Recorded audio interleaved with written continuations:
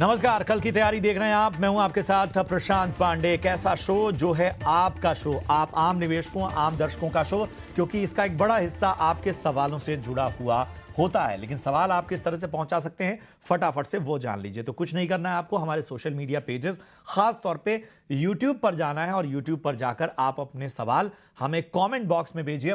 हम उन सवालों को अपनी चर्चा में शामिल करते हैं। पिछले एपिसोड्स में भी जो आपने सवाल हम तक पहुंचाए हैं वो भी हमने इस चर्चा में शामिल किए हैं, उस पर आपको बेहतर तरीके से गाइड करेंगे। तो ये वो तरीका है। और जैसे मैंने कहा, यूट्यूब पर लाइव देखते हुए भी आप अपने सवाल हमें पोस्ट कीजिए, उन सवालों को भी हम शामिल करने की कोशिश करेंगे। फटाफट से जरा अब बाजार को देख लेते हैं। तो अच्छी रिकवरी वाला दिन निफ्टी और निफ्टी बैंक दोनों के लिए। जी हाँ, आज की अगर हम बात करें तो आज दोनों ही इंडेक्स की बात करें तो दोनों इंडेक्स में अच्छी रिकवरी नजर आई। हालांकि निफ्टी बैंक में एक वक्त पर 46,700 के करीब रहा, लेकिन वहां से थोड़ी सी गिरावट नजर आई, लेकिन अच्छी रिकवरी वहां कही जाएगी। इन सब के बीच में निफ्टी में अच्छी रिकवरी नजर आई और 22,000 के ऊपर टिकने में कामयाब। मिड कैप में थोड़ा 50-50 मामला रहा। कुछ स्टॉक्स ऐसे रहे जो बेहतर करते नजर आए, तो कुछ स्टॉक्स जो है वो दबाव भरे बाजार में कारोबार करते नजर आए। और यही वजह है कि एडवांस डिक्लाइन रेशियो पर हम उसका असर देख पाए। और इन सब के बीच में आज हमारे साथ चर्चा में जुड़ रहे हैं विवेक करवा, वृद्धि इन्वेस्टमेंट से, और किरण जानी, जैनम ब्रोकिंग से। आप दोनों का बहुत बहुत स्वागत। सबसे पहले किरण जी, मैं आपके पास आना चाहूंगा। बताइए, बाजार को कल आप कैसे देख रहे हैं? Good evening everyone. So overall जिस तरह का स्ट्रक्चर है, और आज भी हमने देखा था कि एक गैप डाउन ओपनिंग के बाद या तो फ्लैट ओपनिंग के बाद हमने एक अच्छी खासी डाउनफॉल देखी। वहां से जो रिकवरी आई है, उस रिकवरी के जो रीजंस है, एक तो था कि दोनों इंडाइसेस निफ्टी और बैंक निफ्टी का जो वीकली पीसीआर था वो ओवरसोल्ड टेरिटरी के अंदर था। दूसरा, अगर आप इंटरडे चार्ट्स देखोगे तो वहां पे भी हम कहीं ना कहीं एक ओवरसोल्ड टेरिटरी के अंदर ट्रेड कर रहे थे। और सबसे मेन इंपॉर्टेंट बात ये है कि निफ्टी का चार्ट अगर आप देखोगे तो डेली चार्ट के ऊपर वहां पे आपको एक हिडन बुलिश डाइवर्जेंस देखने को मिल रहा है। तो 21,800 का एक जो लेवल है, जब तक वो ब्रेक नहीं होता है तब तक आप बाय ऑन डिप्स कर सकते हो।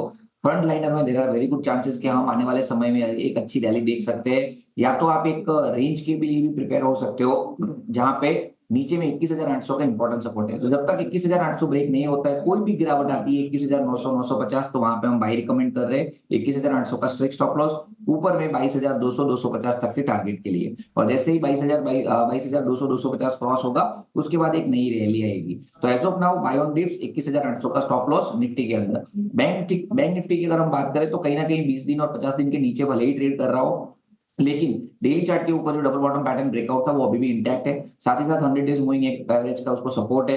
जिस तरह से आज 46,500 के आसपास एक टग ऑफ वॉर हमें देखने को मिला था, उसमें पुट राइटर्स काफी अच्छा एक ओपन इंटरेस्ट होल्ड कर रहे हैं। तो यहाँ पे भी अगर कोई भी गिरावट आती है, मेरे हिसाब से 46,400 से लेके 46,300 के बीच में बाई करना चाहिए। 46,100 का आप स्टॉप लॉस रखें, और ये जो वीकली एक्सपायरी है वो कहीं ना कहीं हमें 47,000 तक के आसपास मिल सकती है। तो 47,000 से लेके 46,000 की रेंज बैंक निफ्टी के लिए रहेगी।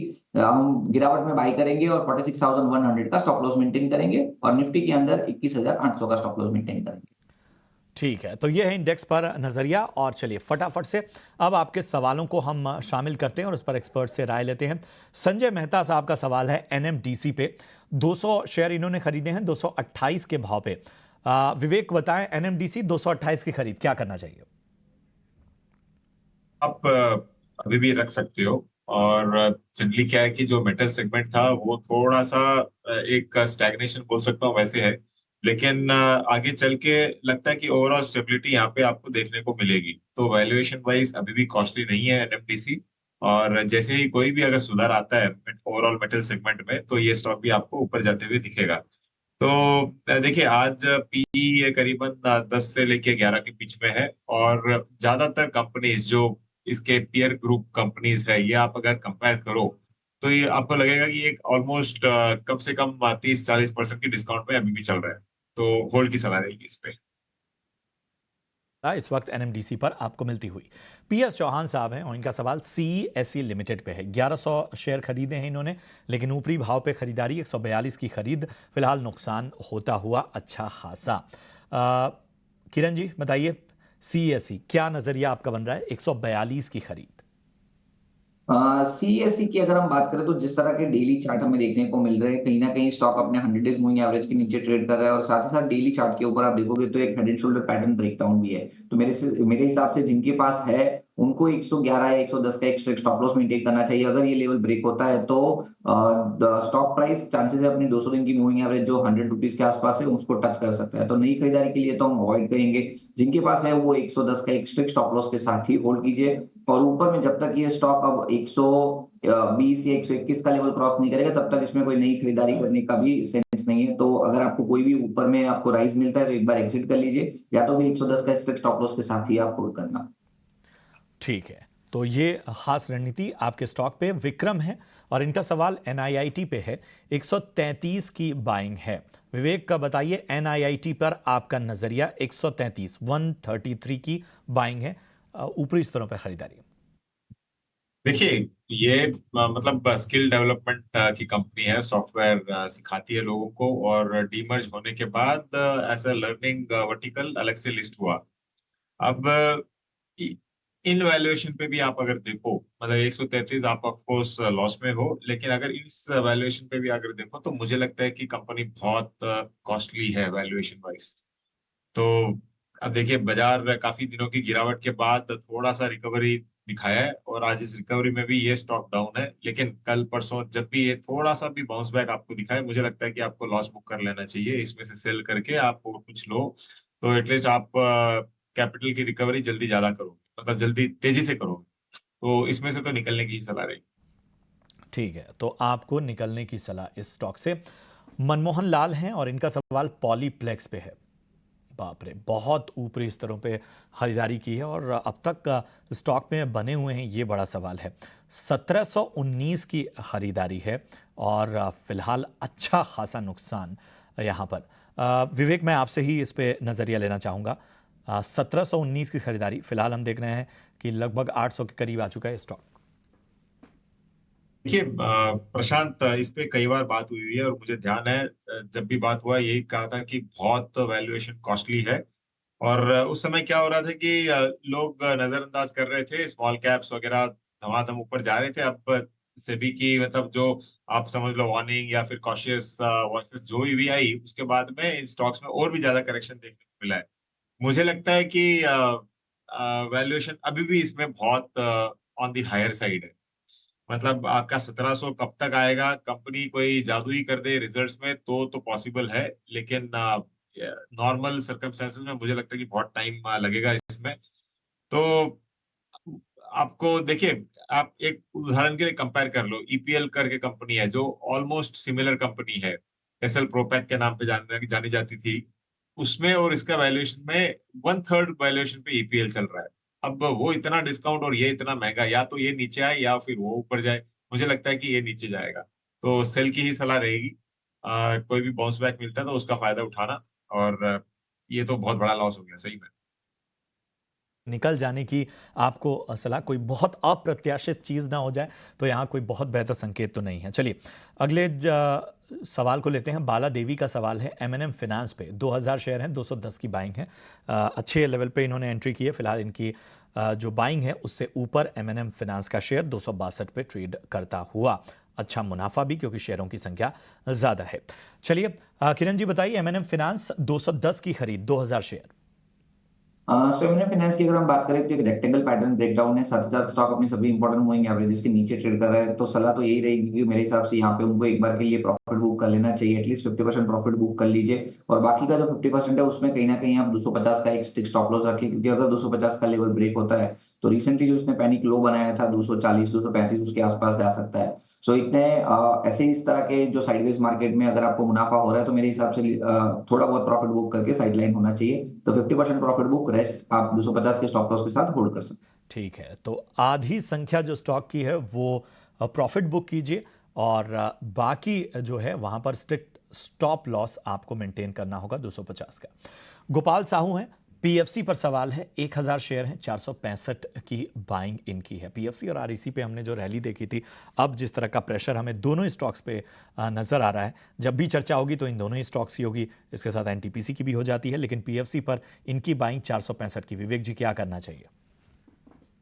देखिए प्रशांत, ये भी मुझे ध्यान है, कई बार मैंने कहा था कि अगर पीएसयू बैंक्स, पीएसयू बैंक्स नहीं, ओवरऑल पीएसयू एंटरप्राइजेस आप कंपनीज लेते हो या फिर पावर सेक्टर भी इन दामों में अगर ले रहे हो, तो हो सकता है कि अगले 2-3 साल आपको रिटर्न नहीं देखने को मिले, जैसे स्पेशलिटी केमिकल्स में हुआ। तो वही चीज हुई है पावर सेक्टर में भी। लेकिन ओवरऑल आप अगर पीएसयूज को कंपेयर करो तो मैं पावर में अभी भी बुलिश हूँ। मैं काफी मुझे लगता है कि आगे चल के आपको अच्छा खासा रिटर्न देखने को मिलेगा इन स्तरों से, तो करेक्शन के बाद में। अब आपका प्राइस आएगा क्या, वो आएगा तो होल्ड की सलाह रहेगी। और जिस हिसाब से ऊर्जा खपत देश में होने वाली है आगे चल के, मुझे लगता है कि और भी यहाँ पे आपको रैलीज देखने को मिलेगी धीरे धीरे इलेक्शन के बाद। तो होल्ड कीजिए, आपका प्राइसिंग आपको आ जाएगा। तो बने रहने की सलाह, थोड़ा धीरज रखिए, धैर्य रखिए, आपकी प्राइस आपको मिलेगी। कैप्री ग्लोबल पे अगला सवाल है कमलेश जी का, और इनका सवाल है कि इन्होंने 400 शेयर लिए हुए हैं, 240 के भाव पे इनकी खरीद है। फिलहाल इनके भाव से थोड़ा नीचे है स्टॉक, लेकिन कैप्री ग्लोबल पे क्या रणनीति होगी? आज हमने देखा कि लगभग 4% चढ़कर ये स्टॉक बंद हुआ। किरण जी, कैप्री ग्लोबल क्या राय है आपकी?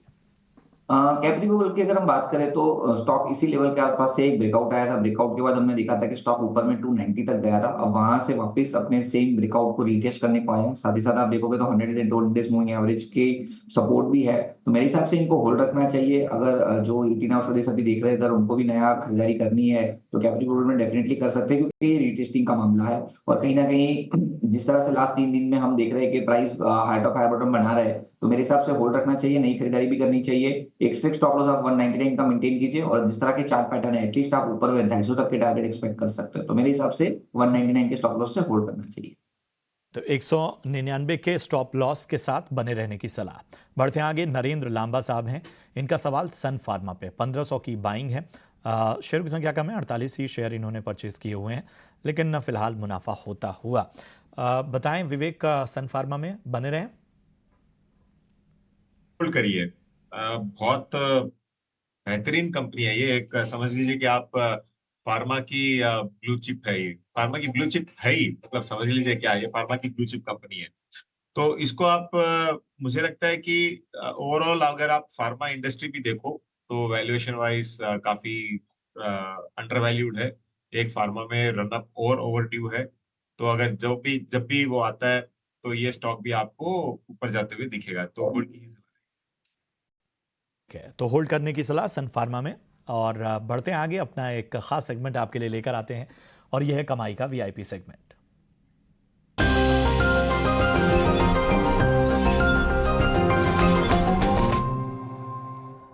सबसे पहले किरण जी, मैं आपके पास आना चाहूंगा, बताइए आज आपकी वीआईपी पिक कौन सी है? सो हमारी तरफ से 2 कॉल है, दोनों बाई तरफ है। और कहीं ना कहीं जिस तरह से मिड कैप निफ्टी का और निफ्टी का चार्ट है, हमें लग रहा है कि लार्ज कैप के ऊपर में फोकस करना चाहिए। तो दोनों स्टॉक हमारे लार्ज कैप की तरफ से। पहला है एचडीएफसी बैंक। एचडीएफसी बैंक का अगर हम चार्ट देखें तो जिस तरह से ओवरऑल हम चार्ट देख रहे हैं, आज भी वो काफी एक अच्छे मूड में था। जहाँ की मार्केट में जो सेकंड हाफ में रैली आई थी उसमें उसने अच्छा परफॉर्मेंस भी दिया है। तो 1445 के आसपास की क्लोजिंग है। जिस तरह के डेली चार्ट है, एक high top high bottom pattern के अंदर ट्रेड कर रहा है, even though market negative mood में है। तो कहीं ना कहीं लग रहा है कि आउट परफॉर्मेंस दे सकता है। तो एचडीएफसी बैंक हम करंट मार्केट प्राइस से लॉन्ग करके जाएंगे। 1470 का टारगेट है, तो 1-2 दिन के लिए आप होल्ड भी कर सकते हो। और जो स्टॉप लॉस हमें मेंटेन करना है वो 1434 का स्टॉप लॉस मेंटेन करना है। दूसरा जो कॉल है वो फार्मा के अंदर से, वो है सन फार्मा। यहाँ पे भी हमने देखा है कि डेली चार्ट पे पिछले 4-5 दिन से stock lower top lower bottom pattern के अंदर ट्रेड कर रहा था। 20 दिन की मूविंग एवरेज के नीचे भी गया। लेकिन आज जिस तरह की कैंडलस्टिक्स पैटर्न डेली चार्ट के ऊपर देख रहे हैं, कहीं ना कहीं ट्विजर बॉटम, या तो हम इसको बुलिश एंगल पिन भी कह सकते हैं, मल्टीपल सेम बॉटम बन रहे हैं, और साथ ही साथ मोमेंटम इंडिकेटर के ऊपर हम पॉजिटिव डाइवर्जेंस देख रहे हैं। तो यहाँ पे भी आप एक दो दिन के हिसाब से सन फार्मा लॉन्ग कर सकते हो। 1570 के आसपास की क्लोजिंग है, हम लॉन्ग करके जाएंगे। 1595 के तक के हमारे टारगेट रहेंगे। 1549 एज अ स्टॉप लॉस हम मेंटेन करेंगे। तो एचडीएफसी बैंक एंड सन फार्मा हमारे 2 पिक रहेंगे एज अ वीआईपी। ठीक है, तो सन फार्मा पे डबल मोहर भी लग गई। इस वक्त दोनों ही एक्सपर्ट को पसंद आता हुआ। चलिए विवेक, आप बताइए आपकी नजर कहाँ है? प्रशांत, ये स्टॉक मैंने आज वीआईपी सेगमेंट में दिया था, और स्टॉक का नाम है पेटीएम।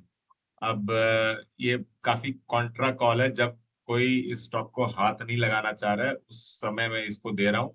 और मुझे लगता है कि एक स्ट्रिक्ट स्टॉप लॉस लगा के इसको लेना चाहिए, और ये 440 तक जाएगा। अब इसका बैकग्राउंड बता देता हूँ। देखिए, पिछले 2 दिन से ये अपर सर्किट मार रहा है 5%, 5%। मतलब 2 दिन पहले, 2 वर्किंग डे पहले ये उसके बाद 10% ऑलरेडी बढ़ चुका है। लेकिन फिर भी मैं इस पे बुलिश हूँ। एज ए डिस्क्लोजर मेरे पास ये पर्सनल होल्डिंग में भी है। तो ये बहुत कट एंड क्लियर डिस्क्लोजर है। अब देखिए यहाँ पे क्या हुआ था, 15 मार्च को पेटीएम बैंक से इनका लिंक टूट जाएगा, ये था रेस्ट्रिक्शन आरबीआई का। और उसके बाद में काफी इन्वेस्टर्स ये ऑलमोस्ट ये सोचने लगे थे कि कंपनी बंद ही हो जाएगी। अब कंपनी का करार हो गया है। यस बैंक, एसबीआई और एक और एक्सिस बैंक से, जहाँ पे इनके जितने भी मर्चेंट होल्डर्स वगैरह है, ये आपको स्मूथ ट्रांजिशन ऑलरेडी देखने को मिल गया है। और 2-4 दिन में पता चल जाएगा कि कोई दिक्कत नहीं है कंपनी को, और कंपनी आज एज यूजुअल फंक्शन कर रही है। आज 18 मार्च हो गई, 15 मार्च पीछे जा चुकी है। तो ऐसे कॉन्ट्रेरियन बेट आपको लेना चाहिए यहाँ पे। सस्ता लग रहा है और मुझे लगता है कि ये एक री एमर्ज होगी कंपनी। तो अ, इसके लिए तो ऑलमोस्ट पर्सनल होल्डिंग भी है मेरे पास। तो वीआईपी सेगमेंट में पसंद आता हुआ इस वक्त पेटीएम। एक क्विक व्यू विवेक, मैं आपसे एक स्टॉक पे लूंगा क्योंकि हमारे एक दर्शक हैं आकाश अग्रवाल, लाइव पूछा है उन्होंने। आईआरएफसी 168 की खरीद है, जरा बताइए क्या करें। भी महंगा लग रहा है, करेक्शन काफी आ चुका है। और मैंने ये बहुत बार कहा है कि रेलवे स्टॉक्स मतलब फ्लाइट की स्पीड से बढ़ रहे थे। और अब इस लेवल पे मुझे लगता है कि एक स्टैग्नेशन आपको देखने को मिलेगा। इमीडिएट रिकवरी आएगी क्या, कोई जरूरी नहीं है, लेकिन हाँ आपको लग सकता है 6 महीने से लेकर 9 महीने इसमें आपको वापस रिकवरी देखने के लिए। तो होल्ड करिए, क्योंकि फंडामेंटल्स कंपनी के बढ़िया है, वैल्यूएशन कॉस्टली है, तो इसके लिए एक स्टैग्नेशन देखने को मिलेगा। अब किरण जी और विवेक, आप दोनों का एक एक डिस्क्लोजर जरा दे दीजिए। देखिए डिस्क्लोजर, जी किरण जी पहले आप। तो जो भी स्टॉक और स्ट्रेटेजी हमने डिस्कस की उसमें मेरी की मेरे फैमिली की कोई भी प्रकार की होल्डिंग है, डेफिनेटली हमारे क्लाइंट या तो एसोसिएट की हो सकती है। तो व्यूअर्स को सलाह है अपने फाइनेंशियल कंसल्टेंट को कंसल्ट करके ही मार्केट में इन्वेस्टमेंट या तो ट्रेडिंग कीजिए। Thank you for inviting us. Vivek ji. देखिए प्रशांत जी, हम भी मार्केट में और मार्केट की चर्चा करते वक्त आप समझ लीजिए कि कोई ना कोई शेयर क्लाइंट के पास होगा, कहीं ना कहीं हमारी बात होती रहती है। हाँ, जो एकदम कट एंड क्लियर डिस्क्लोजर है ये मैंने पेटीएम पे दे दिया है कि मेरे पर्सनल लेवल पे भी है ये। और बाकी तो आप सोच लीजिए कि थोड़ा बहुत इंटरेस्ट सब जगह रहता है। सर के साथ ही अब विदा लेंगे अपने दोनों एक्सपर्ट से, विवेक जी और किरण जी। आप दोनों का बहुत बहुत धन्यवाद चर्चा में जुड़ने के लिए और हमारे निवेशकों का मार्गदर्शन करने के लिए। फिलहाल कल की तैयारी में इतना ही, दीजिए इजाजत। आप देखते रहिए ईटी नाउ स्वदेश। नमस्ते।